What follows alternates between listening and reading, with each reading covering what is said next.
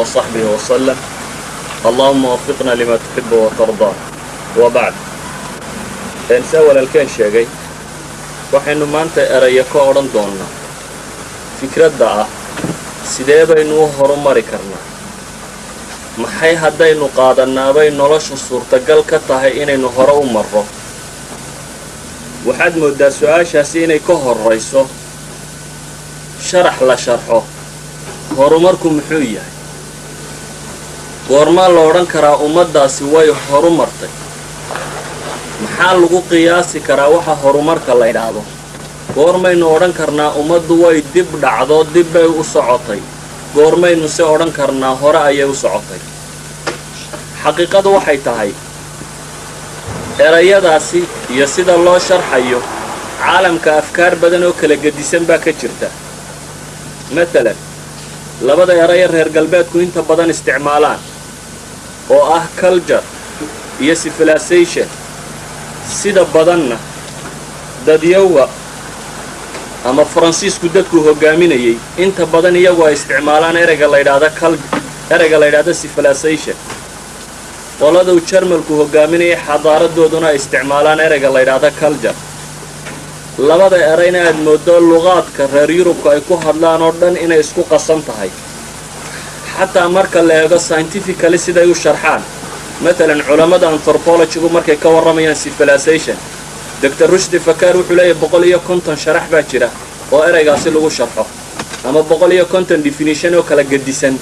ayuu leeyahay erayga kani markay sharxayaan afka carbeed qolada isticmaasha waxay isticmaalaan erayo badan oo isku macno dhadhow qaarna isku macno ka dhigaan qaarna kala gediyaan waxaa ka mid ah erayga la yidhaahdo alxadaara waxaa ka mid ah erayga la yidhaahdo althaqaafa waxaa ka mid ah erayga la yidhaahdo almadaniya waxaa ka mid ah erayga la yidhaahdo alcumraan afarta erayba waxaad moodaa dadyow kala gedisan ama qoraallo kala gedisan in lagaga warramo mararka qaarkood iyagoo isku macno qura tilmaamaya horumarku waxa la yidhaahdo waxaan leenahay xaqiiqadiisa dhabta ahi waxay tahay bini aadamka ayaa miqyaas u ah adawaadku ama qalabku miqyaasu ma aha yacni sidaa loo kala daaradhaadheeriyey ama loo kala industrigu u kala badan yahay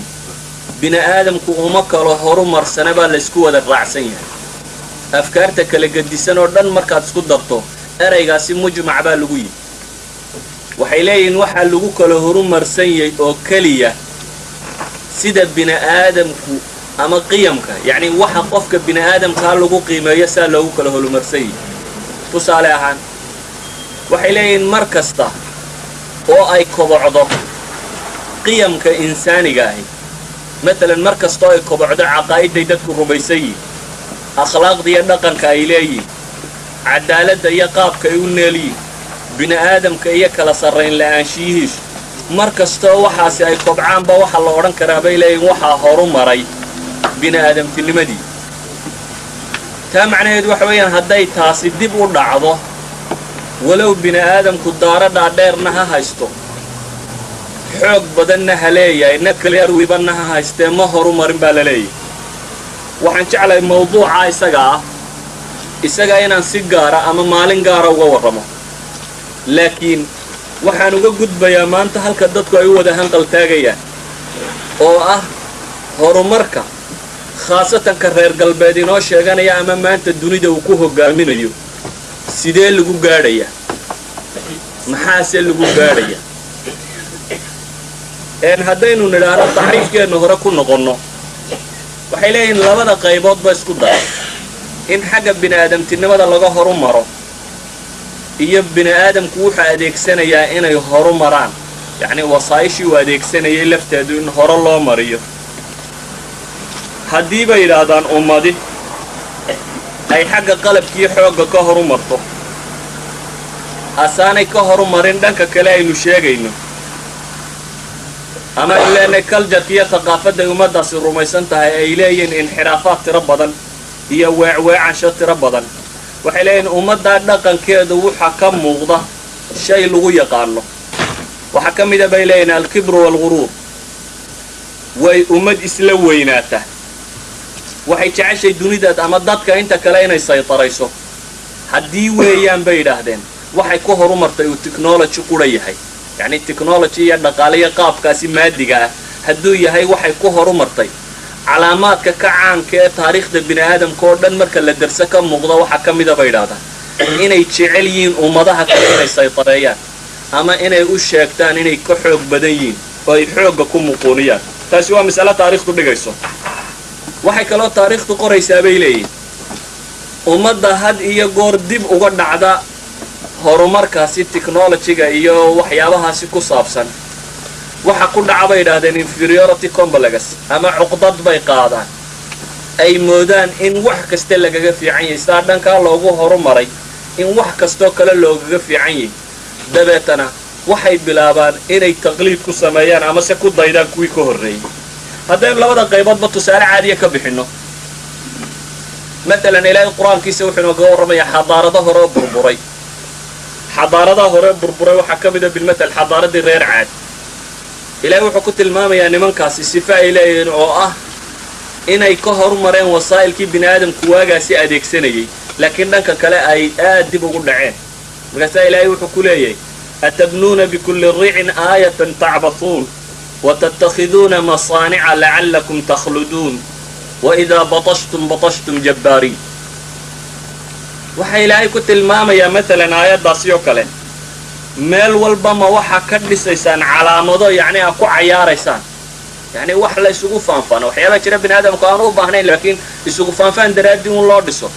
skyscrabisku wax kale maaha waa isugu faanfaanka dunidun bay ka tirsan yihiin ilaahay wuxuu leeyahy ma isugu faanfaan baa wax u dhisataan oo ma masaanic iyo waxbaa samaysanaysaan sidii qaar waaraya aad tihiin markaasaa la yidhi waidaa batashtum jabbaariin haddaad dadka kala qabataanna ma si jabbaarnimo ah axmaqnimo ah baad dadka u laysaanoo u qabataan yacni waa sifaadka ka muuqda baa la leeyahy ummad kasta oo maadada ka horu martaa bini aadamka inta kale kabta hoostiisay gelisaa waa wax waaqaca maanta nololeeda dunida tani uu ku taagan yahay aad ka arki karto ummadaha la tilmaamaya maanta inay technology-ga horu mareen waa kaasoo maraykan maanta dunida waa ka buulis waxaanu isagu oo dhan hala sameeya ciddii samaysaa waa in madaxa lagu dhuftaa waxa kaloo hor taalla iyana ta kale oo ah dadka taa dib ugu dhacaa waxay noqdaan dad had iyo goor miskiinnimadu ka muuqato oo mooda wax kastoo dadka kale ka soo baxaaba inay fiican yihiin tusaale ahaan haddaynu taariikhta hore dib ugu noqonno matalan waabaa jirtay muslimku uu hogaaminayay technology-ga dunida ama iyaga ay fadhiiday cilmiga iyo aqoonta waxa loo yaqaano dunida kale marka ay daba socotay yurub waagaa dhaqankeedu siduu ahaa yurubta kale ka kale ee baabawaadka gurigooda waxaa lagu xidhan jiray dhar balballaadhan oo fadfaada oo erayo af carabi ay ku qorantay waa halkaynu maanta ka isticmaalno shaadhadh ama saraawiil ama koodhadh ay ku qorantay jackson iyo jee iyo waxay dhabarka kaga sawirayeen ama magacyo waagaasi waxaa la isticmaali jiray kuwaasoo ay ku qorantahay af carabi iyo waxaas ninku markuu rabo inuu la yidhaahdo waa nin khabiira oo bariga ka yimi waagaa cilmigu beriguu jiray hadda iminka la yidhahdo waa nin khabiiro galbeedka inooga yimi si uu u muujiyo inuu ninku yahay nin khabiira oo bariga ka yimi waxay ahayd inuu gadhweyn la baxo markuu gadhweyn la baxo yacni waxa weeyaan dunidii cilmiga lagu hayuu ka yimi oo ninkana waa nin khabiirnimadu ay ka muuqato sidoo kale waxaynu arki karnaa beddelkeedu iminka inuu tii yahay dunida saddexaad dadka lagu tilmaama waxaad moodaa wax kasta oo galbeedka ka yimaada in maanta loo arko inay qurux badantoo lagaga daydo sababtuna waxay tahay cuqdadaa la qabo daraaddeed waxaan leenahay laakiin ummadda hadday kulanto labaduba yacni hadday ummaddu haqaafa ahaan caqiide iyo culjarka hadday ka horu maraan maadada iyo technology-ga dunida yaallana ay ka horu maraan waa nooc gaara kuwaas in yar baanay taariikhda caalamka soo mareen matalan qur-aanka ilaahay wuxuu inoogu tilmaamayaa nebiyullaahi sulaymaan boqortooyo aad u ballaadhan buu aabihii ka dhaxlay isna boqortooyo aad u weyn buu yeeshay markaas ilaahay qur-aankiisa wuxuu inoogu tilmaamayaa sulaymaan wa warita sulaymaanu daawuud wa qaala yaa ayuha annaasu cullimnaa mantiqa tayr wa uutiinaa min kulli shay ina hada lahuwa alfadlu almubiin وحشر لسليمان جنوده من الجن والإنس والطير فهم يوزعون حتى إذا أتوا على وادي النمل قالت نملة يا أيها النمل ادخلوا مساكنكم لا يحطمنكم سليمان وجنوده وهم لا يشعرون. آيات كسيلة وحين قلت المامية نبي الله سليمان بغطويا أدو بلارين وقعنتك وايستي أقونت الله برينا إن يتربضني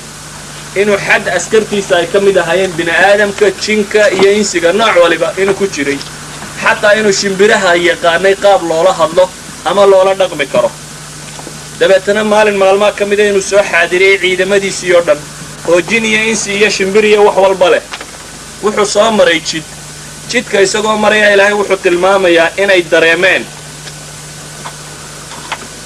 bahashan namlada la yidhaha quraanjaa hadashay quraanjadu waa qaab boqortooyaa bay u dhaqantaa tii meesha ka madaxda ahayd baa waxay la hadashay qoladii kale waxay tidhi sulaymaan iyo ciidankiisu yaa idin jiidhin iyagoo aan waxba ogeyne guryihiinna ka gala nabiyullaahi sulaymaan ilaahay wuxuu tilmaamaya inuu waxaan oo dhan af yaqaanay sidaa daraaddeed ayaa ilaahay wuxuu leeyahay fatabasama daaxikan min qawliha waqaal rabbi awzicnii an ashkura nicmataka alatii ancamta calaya wacalaa waaliday waan acmala saalixan tardaah waadkhilnii biraxmatika fii cibaadika asaalixiin yacni waxaa ilaahay subxaanahu watacaala ku tilmaamaya shay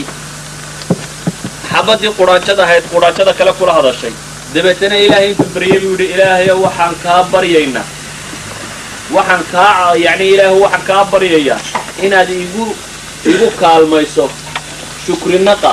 ama mahadnaqa nicmada tan aad isiisay yacni waa markay kulanto maxay thaqaafo horumarsan iyo taqadumka maadiga oo isna horumarsan haddaan arrintaasi iska soo dhaafo waxaynu leenahay ummadda maynagaba dhaaftaa waxaan tilmaami karnaa ummaddu haddii aynu odhan karno waa horumarka rasmiga ah laakiin waxaan jeclahay masaladaasi oo dhan inaan kaga warramo mawduuca kale aan tilmaamay inaan mar kale haddii alla inoo qadaro inaynu ka warrami doonno waxaan leenahay dunidaynu maanta joogno iyadoo inagu aynu nahay caalamu taalidka qolada lagu sheegay taalidkuna malaha waa marka laysu erayada laysu asturaye caalamka dib u dhacay markaynu inagu nahay iyana ay yihiin caalamka horumaray horumarkuna uu yahay kaa technolojiga ah iyagu waxaynugula hadlaan afka uu ku jiro atakabur walguruur afka isla weynida ah lagu yaqaan dadka ku horumaray ayay iyagu inugula hadlaan inana waxaynu ku daba soconnaa aragtida in wax walba laynagaga fiicanyo kombalagaskaasaynu qabnaa dabeetana waxayna yidhaahdaan haddaad doonaysaan inaad horumartaan qaata nidaamkayaga iyo qaabka aanu u dhaqmo kuwa shuuciyiintii waxayna odhan jireen shuuciyadda qaata horaa u maraysaan qolada tani waxayna yidhahdaan dimuqraadiyadda qaata horaa u maraysaan waxa kaloo meesha iska yaalla dawladaha saddexaad yari marka ay fakerayaan kuma fakeraan baynu odhan karnaa ama dadkooda waxay ku horumari lahaayeen waxaa inta badan lagu fakeraa sidee bay inooga raalli noqonayaan kuwa horumaray oo ay gacanta inoo qabanayaan yacni waxa loo fakeraa qaabkii wax loo baryi lahaa ficlanna dawladdu dadkunbay ka mid tahay waxaad dareemi kartaa dadka soomaaliyeedba maanta haddaan ka warranno inaan u odhan karo war haddaad calanka laa ilaha illaa ku qabto dee nimanku waxba ku siin maayaan idan wuxuu awalul amri uu diyaarinayaa sidii lagu horumari lahaa wuxuu ka bilaabayaa qaabku wuxu dawarsan lahaa ama qaabkuu gacan bini aadam oo kale waxuu ka helo ugu horumari lahaa markaasuu leeyahay haddaynu waxaan samayno qoladani raalli inaga noqon mayso horumari mayno haddaynu sidaa ka yeelana kuwan baa cadhoonaya markaa cadhada qolada kalea la yska ilaalinaya waa cuqdada ka mida yacni inugu jirta badhyowgeenna qaarkoodna waaba dhiirradaanoo waxay idhaahdaan waxay horumartay yurub markay diinta ka baxday waana dhab waa eray dhaba yacni yurub waxay horumartay markii boobka loo diiday xukunku inuu gacantiisa gala ama se laga saaray horu ugu jirin laakiin markii laga saaray bay horumartay dabeetaynana waxayna yidhaahdaan qoladeenna reer galbeedka waxaynoogu baratay haddaynu doonayno inaynu horumarno waa inaynu kala saarnaa diinta iyo dawladda waynaynu diinta masaajidkeeda iyo xaggaa qabadsiinaa horumarka waxa lagu gaadhayaa qaabkay qoladan mareen ee waddaday mareen aan ka daba raacno laakiin dhab ma tahay diintu se waa tee diintee laga baxay diinteese iyagu ina leeyihin ka baxa horumarteeni intaana su-aashaa ka jawaabin waxaan leenahay waxaa jirta ummadda dunida maanta ku nool galbeedku wuu horu maray kadib markii uu christianitigii uu haystay iskaga tegay inuu maamulka galo bariguna wuu horu maray markuu qaatay mabda' shuuciyad la yidhaahdo yacni marka technologyga la eego dawa nimankaa cirka iyo dayaxayana waxu dirayow waxaynu kaloo odhan karnaa waxaa jirta dawlado kaloo aan labadan fikradood midna raacsiisnayn bal rumaysan rag iyaga ka midii inay ilaaha u yihiin oo haddana horu maray yacni waxay dunida ku taqaaniin waddan jabaan la yidhaahdo yaabaan diinta laga haysta ma garanayo saa u taqaaniin yaabaan diinta laga haysta waxa weeyaan boqorka 1950gii baa laga saxaxay inuu ilaahnimada ka daadego yacni 1950gii baa lagu qasbay inuu sayngareeyo inaanu ilaah ahayn waxaan leenahay ummadda jabaan dagaalkii labaad ee dunida waxay ka qayb gashay iyadoo gacanta sare lahayd iyadoo rumaysan boqorkeedu inuu ilaaheedayay diinta caynkaasi iyadoo rumaysan ayay horu martay waxaynu odhan karnaa markaasi horumarku haddii kii dimuqraadiyadda qaatay uu technologigii dunida wax ka helay kii shuuciyadda qaatayna wax ka helay kii labada midna aan qaadanee boqorkiisa ilaaha ka dhigayna wax ka helay waynay jiraan meesha tan qawaaniin haabit ah seertan lows qofku markuu qaato uu horu marayo iyadoo aan loo eegin waxa uu rumaysan yahay haddaan erayga si kale u tilmaamo waxaan leeyahay waxaa jira horumarkan technologyga ee dunida yaalla ama horumarka maadiga aan iskuba daro qaybtiisa nidaamka ku saabsan ama administrationka iyo waxaa ku saabsan iyo qaybtiisan kale ee wax soo saar ku saabsanba waxaan leenahay waxaa jirta qaanuun xukuma oo ciddii qaadataa wuxuu doona ha rumaysnaadee uu horu maro ciddii ka tagtaana ay dib u dhacdo kaasi maaha kuwan anigu ka warramayo laakiin waa mid dunidoo dhamm isku waafaqsantay waxay idhahdaan ummadi waxa ay haysataa ama ra'sumaalka ummaddu ay leedahay waa 3 shay waa dhulka iyo dadka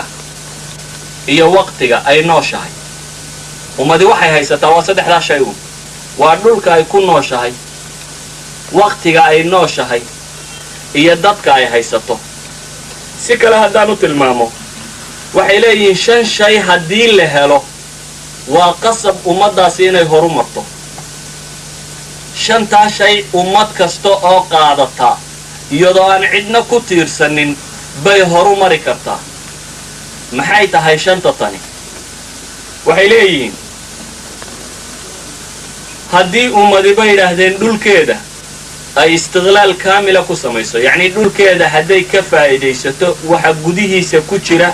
iyo waxa dushiisa saaranba ummad kasta oo tijaabisa dhulkeeda inay ka faa'iidaysato waxa dul saaran iyo waxa gudihiisa ku jira ama baddiisa iyo barrigiisa iyo gudihiisaba ummad kastoo tijaabisa inay ka faa'iidaysataa waxay heshay qaanuunkii koowaad ee horumarka bay yidhaahdeen nuqdada labaad waxay yidhaahdeen ummad kasta oo waqtigeeda ka faa'iidaysata ama timekeeduu yahay programming oo waqtigeeda qaybsato waxay qaban lahayd ku qaybsata waxay heshay bay yidhaahdaan qaanuunka labaad ee horumarka ka saddexaad ummad kasta oo tijaabisa bay yidhaahdeen inay soo saarto ikhtisaasaadka ama specialistiska ay u baahan tahay cilmiga ama aqoonta ay u baahan tahay say iyadu isugu filaan lahayd ummad kasta oo tijaabisa sidii ay u heli lahayd aqoon-yahanadeeda oo ku filan waxay heshay bay yidhaahdaan qaanuunkii saddexaad ee horumarka ummad kasta bay yidhaahdeen oo haysata nidaam taagan nidaam mustaqira taagan nidaamka taagan maxaa looga jeedaa nidaamka inqilaabaadka ama marka shalayta midiinta kursiga xagga u jeediyay ka dambe markuu yimaado xagga kale u jeediyo weligeed laguma horumaro ummad kastoo nidaam taagan haysata walow nidaamkaasi bay yidhaahdaan xataa ha xumaadane naaziyiintii maanta dunida waa wada caydaa hitlerna waxaa la yidhahaa ninka nidaam xumimo soo marin laakiin 6 sannadood buu Jarmal wuxuu ku geeyey inay isku dayaan dunida inay mar labaad qabsadaan isagoo marka hore ku jiray maxay mucaahadatu Versailles iyadoo laga saxeexay ayuu tinsigii siyaaris wuxuu ku gaarsiiyay haddana inuu isku dayaba dunida inuu mar labaad qabsado waxay leeyihiin markaasi nidaamku xataa haba adkaadane waa inuu mustaqiriyay mustaqirku waa maxay yani qaabku u socday waa inuu u socdaa hawl fulintiisa nololeed oo dhami sidii loogu talagalay waa inay u socotaa inuu jooga ka shanaad waxay dhahdaan ummadaasi waa inay leedahay thaqaafa ama culture dhaqan oo gol ashyaadaynu soo sheegnay inay hore u socon karaan maxay taa uga jeedaa waxay leeyihin bilmatal thaqaafaadka qaarkood bay yidhaahdeen in laga gaaloobo mooyaane laguma horumari karo aan laba tusaale idin siiyo waxay leeyihin matalan athaqaafa alhinduusiya hindida nimanka la yidhahda hindus waxa la yidhahdaa bay aaminsan yihiin suurtagal maaha bay yidhaahdeen ummadda fikraddaasi rumaysan ee rabta inay waaqaca nololeed ku dabaqdaa inay horumarto hal tusaale oo quraa kuugu filan bay yidhahdeen tusaale ahaan matalan ummaddaa jiirku waa mamnuuc in la dila bay yidhahdeen yani fii thaqaafatihim aw fii diinihim jiirka in la laaya waa mamnuuc ummadi hadday jiirka daasato qura bay yidhahdaan kama suurtagal ah inay horumarto yani jiirku waa wax hore isu dhali og dhibaato badan beerahan iyo waxaan la beeriyo waxaan oo dhan madaxa u roga waxay yidhahdeen jiirkoo la sii daayaa wuxuu ku filan yahay horumarka ummaddu leedoo dhan inuu madaxa u rogo haddaan si kale u tilmaamo waxaanad moodaa yani xadiidkii nebigu inuu tilmaamaya shantuu nebigu lahaa meel labaan kusii dayn inuu jiirku ka mid ahaa laakiin aan xagga kale uga sii tallaabo tusaale labaad bay bixiyaana waxay yidhahdaan athaqaafa annasraaniya christianitygu medieval periodkii siduu ahaa haddii lagu wada bay leeyihiin horumarku isna suurtagal ma ahayn yacni in laga gaaloobo inuu maamulka qabto aragtida christianityga in wax lagu maamulo in laga tagaa waxay ahayd bay leeyihiin mid u faa'iidaa in bini aadamku horumaro haddiise la haysan lahaa bay yidhaahdeen lama horumari lahayn tusaale ahaan bay yidhaahdeen aragtidaasi waagaa waxay qabtay guurka waxa loo yaqaanaa inuu wax xun yahay rijsi inuu yahay yani ninka guursaday iyo ninkaan guursaday inuu fiican yahay lidaalika baa goobabkuma guursadaan saa daraaddeed waxay yidhahdeen haddii la raaco bay yidhahdeen fikraddaasi oo ah inuu qofku ka dheeraado dee in bulshadii bini aadam ay isdhasho ay timaado waxay noqon lahayd bay leeyihiin qarni qura inay ummadoo dhabi ku madhato ama si kale haddaan u tilmaamo waxay leeyihiin haddii thaqaafadii medieval periodka ay rumaysnaayeen nimanka kristankii la sii dayn lahaa maanta waxaa dhici lahayd qof waxgarada oo galbeedka joogaa inaanu jirin waayo aragtidooda waxay ka hor jeeday aragtidii cilmiga ahayd ee markaa dunida taallay sidaa daraaddeed bay waxay ku xukumeen waa kuwii maxkamadda samaystay dabeetana waxay xukumeen in nimankaa culammada ee fikradda meesha taalle fikrad ka gedisan la timaada in lagu qaado dil aan dhiiggiisu dhulka u dhicin dil aan dhiiggiisu dhulka u dhicin maxkamadaha qaadi jiray waxay xukumi jireen laba midu qofka in la dilo isagoo nool taa macnaheedu waxa weeyaan in la gubo dhiig kama imanaya dee haddii la gubo ka labaadna wuxuu ahaa in lagu xidho jawaano ciid iyo wax ama dhagax weyn dabeetana badda lagu rido iyona dhiig lama arkayo marka nimanka saynisyahanada waxa lagu xukumi jiray in dil aan dhiiggiisu dhulka u dhicin waa taariikhda laydinku dhigaa boroono iyo in la gubay galiilo in la xidhay aakhirkii xabsiga in uu kaga soo baxay markuu yidhi waan ka noqday fikraddii hore dhul baa wareega buu yidhi intaas baabaa xabsiga ugu filay iyadoo fikradaha in badan loo eedaynayey in lalahaa reer barigay kala yimaadeen saynu iminka u nidhaana ninkani gaalnimada galbeedku kala yimid ayaa waxay odhan jireen iyaguna xagga ayaa barigay naga soo gashay fikradaha gaalnimada ee nimankan ay wadaan waxay leenahay markaas waxay kaliftay in ninka reer galbeed imaa inuu qaato fikradda diintiisu sheegayso iyo inuu qaato waxa saynisku sheegayo oo uu sayniskiisa iska raaco dabeetana ka gaaloobo tusaale kale aan idin siiya matalan zandani caalimka la yidhaahda wuxuu leeyahay waxaan tegay maraykanka dabeetana waxaan tegay buu yidhi machad weyn ama meel cilmi baadhista lagu sameeyo maraykanka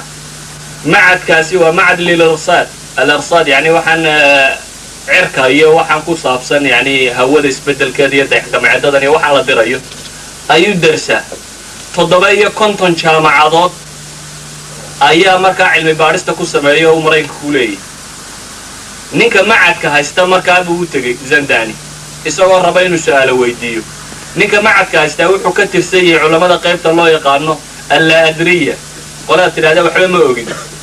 xagaad ka timi ma ogi xagaad u socotaa ma ogi maxaad rumaysantay ma ogi yani ma ogi jawaab buu waayo wax kasta wuxuu kaga baxayaa ma ogi waa fikra yani dadaamisan yihiin waxaan ku yidhi buu yidhi su'aalo badan buu weydiiyey ama niqaash badan bay galeen laakiin waxaan jeclun anigu nuqdad qura inaan ka tilmaamo nuqdadaasi waxay tahay maxaad u qaadan weyday christianity-ga diinta waddankiinu haysta maxaad ku diiday wuxuu igu yidhi buu yidhi mar rabo cilmigayga inaan uga 15 sano horteed baan sidhi buu yidhi christianity-ga qaado dabeetana waxaan tegay buu yidhi kiniisadda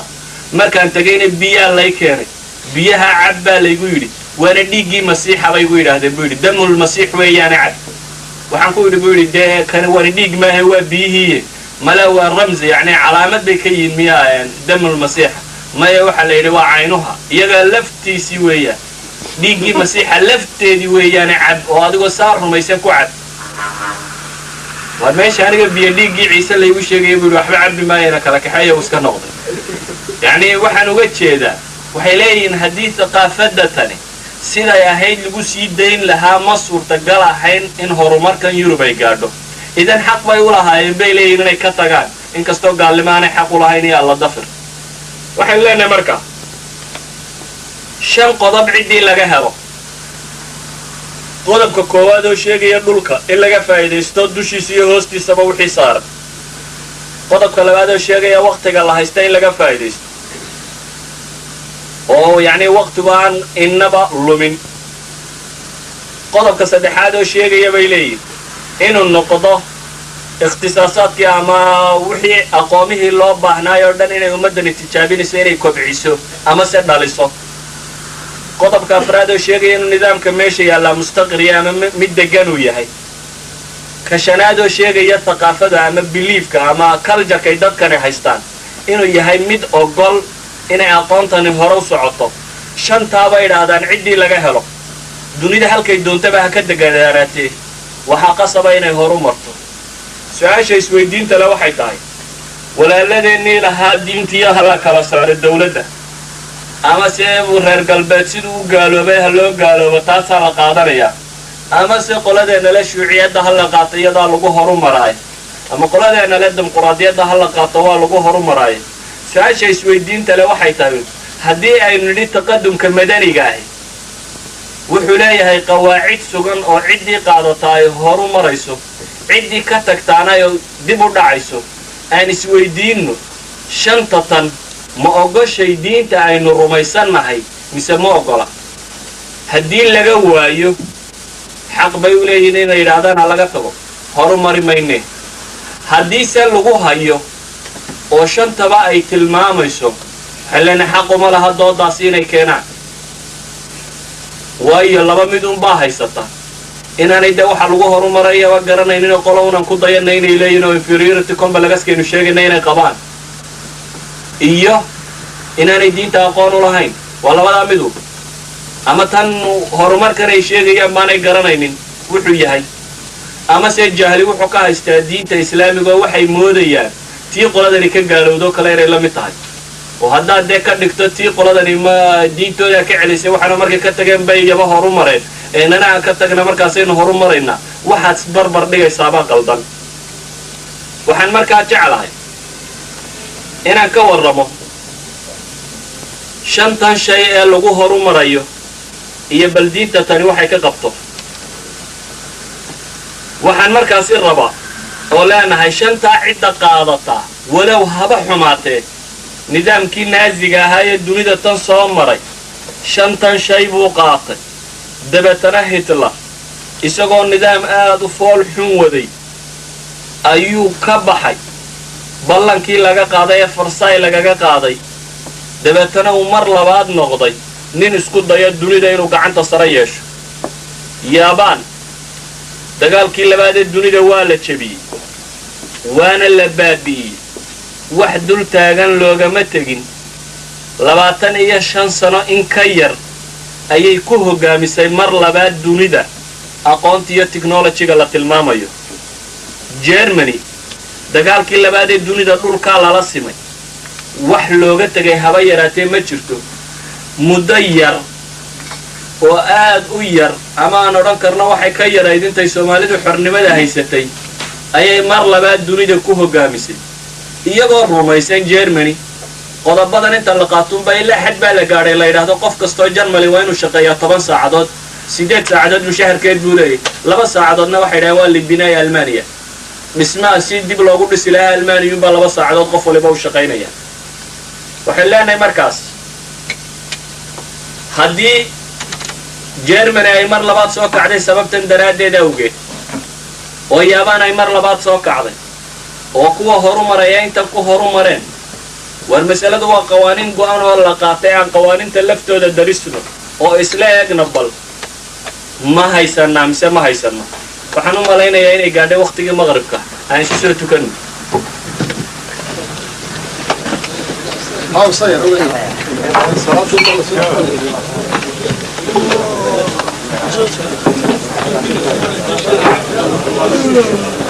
على قد باشا باشا عادي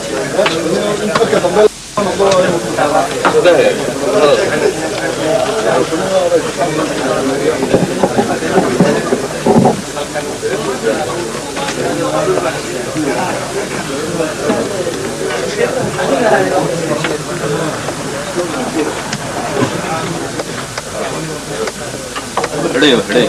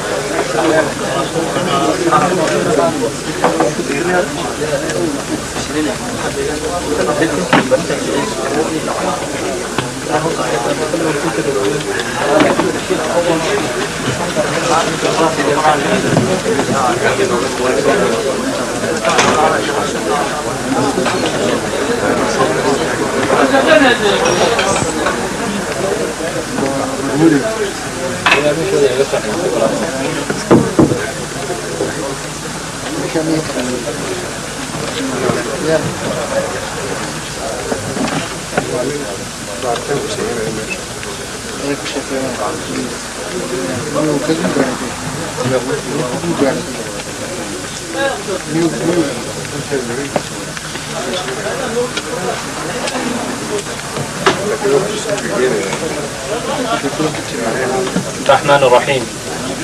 الحمد لله رب العالمين الصلاة والسلام على رسول الله. haddaynu ka wadno halkii aynoogu taagnay waxaynu taagnayn inagoo tilmaamnay in horumarka bini aadamku uu ku xidhan yahay qawaaniin go'an oo ciddii qaadataana ay horu marto ciddii ka tagtaana ay dib u dhacdo. sidaa daraaddeed su-aasha marka kan isweydiinta leh ka jawaabiddana u baahani waxay tahay diinteennu maxay ka qabtaa qodobadan shanta ee aan tilmaamnay? ma inoo ogoshahay inaynu qaadanno shanta tan inaynu horu marno mise shantan iyo diintu way iska hor imanayaan oo labada midun waa inaan qaadanna? waxaan leenahay inay iska hor yimaadaan waa qadiyad aan macquul ahayn iyadoo aan tilmaamayno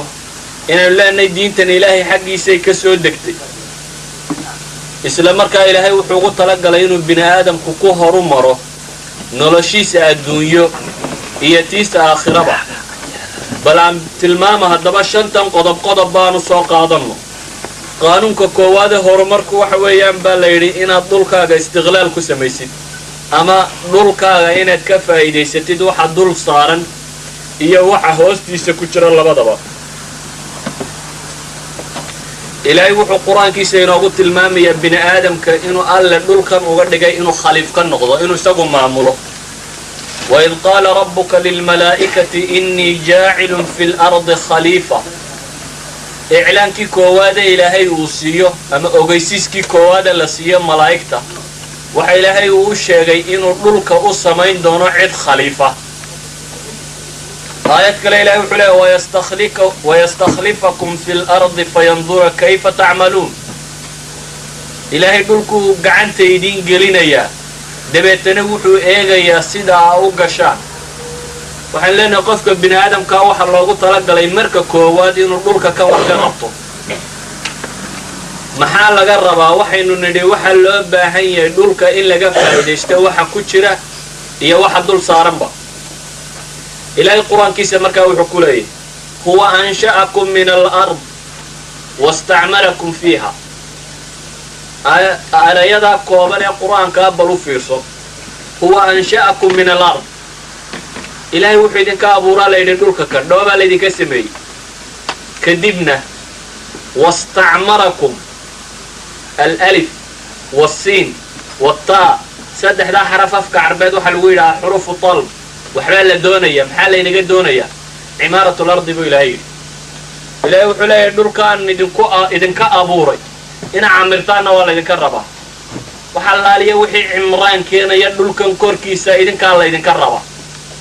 idan diintu waxayna faraysaa dhulka korkiisa in la camiro. wastacmarakum fiihaa baa ilaahay ku tilmaamaya. ilaahay wuxuu inoo tilmaamayaa kownka ama dunida dhammaanteedba in innaga laynoo sakhiray. alam taraw ana allaha sakhara lakum maa fi الsamaawaati wamaa fi اlard waasbaga calaykum nicamahu ظaahiratan wa baaطina. وفي آية أخرى وسخر لكم ما في السماوات وما في الأرض جميعا منه. إلهي وحليه وحان يدين سخرا سماوات كان يدول كان وحا كوريا لدمان تود بس يأوغا فايدي ستان تسخير قوام حي يعني قوانين قوام قابانو أبوري قوانين قوام بالو سمي هدي مركا أد فهمتو الراع دا قاب كان لو طلق دلوات كفايدي سكريسا إذن قابا وغفايدي ستان بان إذن كسمي با إلهي سبحانه وتعالى. آيات كلا إلهي وحليه هو الذي جعل لكم الأرض ذلولا فامشوا في مناكبها وكلوا من رزقه وإليه النشور. هو الذي جعل لكم الأرض ذلولا. إلهي وحيدين كي ريبال يدين أركا كان مد ذلولا مد ليدين دولي مد ليدين فديدي بالا قد جينا كفايدي ستان فامشوا في مناكبها با إلهي وردنا عيدا يدا الصعرة دول كان يدينكا ليدين سمية كل أحسعنا با إلهي سبحانه وتعالى وهو كل من رزقه دول كان با ليدينكا أرزاقيا كعنا با إلهي سبحانه وتعالى أرزاق ديسا وإلهي النشور حق ربنا ووصل نغض دوطا waxaan leenahay ilaahay wuxuu quraankiisa in badan inoogu tilmaamaya dhulka in inaga laynoo sameeyay inaynu ka faa'iideysano sida daraadeed waxa layna faray oo layna amray inaynu cimraanul ardi inagu sameeyno inaynu dhulka dhisano haday beerta inaad falato haday tay waxa gudihiisa ku jira inaad kala soo baxdo haday bata inaad ka faa'iideysato adaa laga rabaa baa lagu yiri inaad camirto dhulka kan adaa laga doonayaa baa lagu yiri إلهي وفوديديه إن أفتح سعطة رزقك على كلا صوبحه أنت الله ينقربه ما هو حلا ينقربه دولك عمير كيسة أنت نو ولا وقود كيسة كلا صوبحين إنه أنت كلا إسكجت جنو مايا ضروريات كقولة ما هو حلا يدلك عليها إلهي وحط المام يا حتى وحيابها قروح ذا كان إن الله ينقربه إن كصوصاتان إلهي القرآن ككلي هو الذي سخر البحر لتأكلوا منه لحما طريا إلهي بدو يدين سخري بالي لتأكلوا منه لحما طريا سيأوغع عنطان با إلهي لي لحم أما هيل بدرية سيأوغع عنطان وكو محاكا لا قربا وتستخرجوا منه حلية تلبسونها با إلهي يا إنا كلصوا بحدان وحاكو حرقان لهايدين حلية هداي مرجان تيا هداي لؤلؤ وحن بدا كجيرا تانا إنا كلا سو بخدان با لا يدinku tala galay ba Ilaahay leeyahay subhanahu wa ta'ala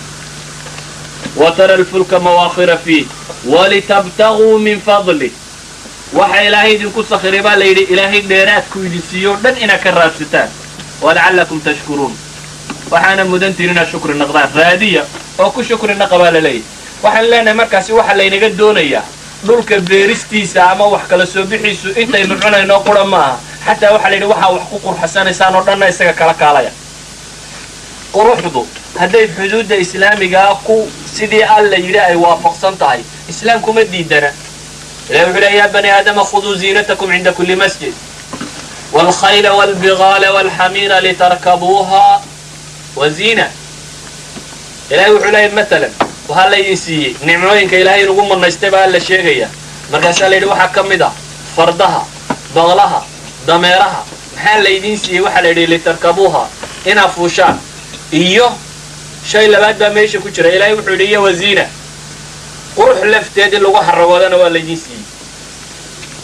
waxaan leenahay markaasi waxa laga rabo inaynu dhulkan kala soo baxnaa ma aha inta daruuriyaadka qure in allaaliya intaynu ka soo saari karnaba inaynu ka soo saarnaabaa laynaga rabaa waxaad ka garan kartaa wax ka soo baxa dhulkan iyo sida looga faa'iidaysanayo saa islaamku ugu dadaalay wuxuu nabigu xadiidku leeyahay in qaamat isaaca وبيد أحدكم فصيلة فاستطاع ألا تقوم حتى يغرسها فليغرسها فله بذلك أجر هديبا النبي يقول قيامه قعه يعني أسود وادمر كعيه قيامات كعستي سباب بلا بنطي وبيد أحدكم فصيلة حديث كاو فرصين بدن ومتكين إذن كمدي وقعنتكو هيا بالي فصيلة fasiiladu waa geedkan timirta marka la soo jaray yar uu la abqaalayo yani timir yar oo la beero uu gacanta ku hayo maxaad ka filaysaa inuu nabigu yiraahdo wuxuu leeyahay haday qiyaamuhu kacayo waad geed timireed gacanta ku hayso waxaan u maleynayaa marka wada fakartaan maskaxdiina waxa ka guuxaya inuu yahay iska tuuro subxaanallahi da ku dadaala ilaa waa qiyaamihii baa kacaya leeyay in qaamat as-saa'a baa leeyay hadii qiyaamuhu kacayo qof waloo caadiya waxa maskaxdiisa ku soo degdegaysa marka la yiraahdo hadii qiyaamu kacayo aad geerti minad gacanta ku hayso wartuuro de la ilaaha illa allah yastaghfirullah dhanka u jeeso oo waxba qabanina waxa wax qabad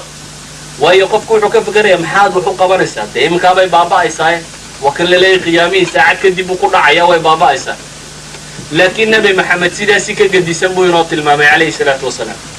fastata'a alla taquma as-saa'a hatta yaghrisaha bu nabigu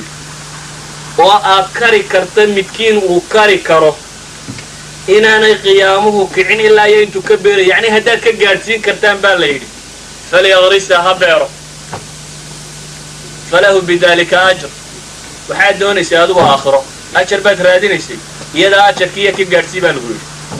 yani fi shariica alislaamiya lama yaqaano waxa la yidhaahdo marna aakhiraan u shaqaysanaya marna dunaan u shaqaysanaya waxaad dunida ku hayso unba aakhira lagugu abaalmarinaya shaqadaad qabatay unbaad leedahay wax kastoo aad qabato noloshaada ka mid ah aakhira abaalkeedu baad leedahay xumeeyo sama waxay doontaba ha noqotee cunno aad cuntaa aakhira waa laga abaalmarinaya oo nooca doonto abaalmar ku qaado waxay leenahay acmaashaad qabanayso dhami aakhiriya adduun ma kale le labadaba faa'iiday u leedahay khasaarana waa u yeelan kartaa sidaa daraaddeed buu nabigu wuxuu leeyahay calayhi salaatu wasalaam haddaad geed timireed gacanta ku haysaan oo qiyaamuhu kacayo oo intaanu qiyaamuhu kicina ka gaadhsiin kartaan inaad beertaan war beere baa la yidhi kaasa ajarka ka helaysaan geed timireedka waxaa lagu yaqaanaa weliba inaanu ahayn waxa midhihiisa markiiba la goosto sannadaa la sugaa sanawaad nabigu calayhi salaatu wasalaam xadiid kale wuxuu ku tilmaamayaa maa min muslimin yagrisu garsa ilaa kaana maa ukila minhu lahu sadaqa وما سرق منه له صدقة ولا يرزقه أحد إلا كان له صدقة يعني وحنا بيقول المامي عليه الصلاة والسلام ما جرى قف مسلم أو وحبيرة إلا إيه وحقه بيري صدقة بيوطي